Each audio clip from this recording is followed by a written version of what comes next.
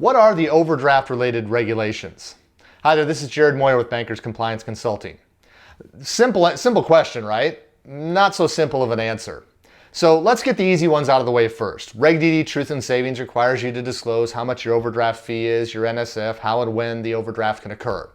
Reg E, if you're going to charge overdraft fees related to ATM and one-time debit card transactions that cause the account to be overdrawn, you've got to make sure that you understand the opt-in rules. Then let's move on to the lending side of things. You might say, well, why the lending side? Well, first off, let's do Regulation B, the Equal Credit Opportunity Act.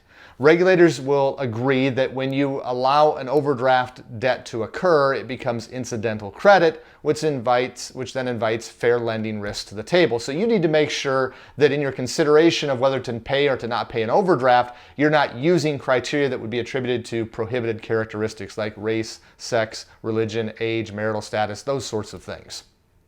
Then we're going to move on to Reg Z.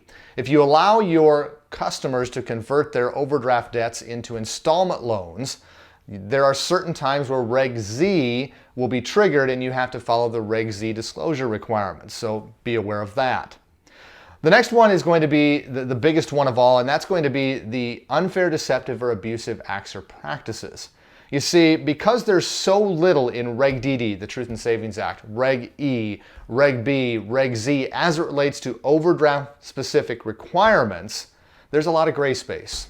And where the regulations stop saying to do this and to do that, or to not do this, to not do that, we end up having to make some judgment calls. And that's eye of the beholder stuff that is subjective, and that's where you're going to have your risk when it comes to overdrafts. It's also where we have the legal risk that comes into the court proceeding side of things with class action lawsuits and just plain being sued as it relates to things related to overdrafts. And history has taught us a lot of lessons on overdraft related issues, and it continues to do that. If you go out and Google overdrafts, you'll see there's lots of class action lawsuits currently in the pipeline as it relates to something related to overdrafts. So those are just a few of the major players as it relates to the regulatory requirements and overdrafts. We've got training on this out on our website. If you're not familiar with our library, bankerscompliance.com is where to go, and you can seek out overdraft related training as well as any other regulatory requirements that you may be looking for compliance training on.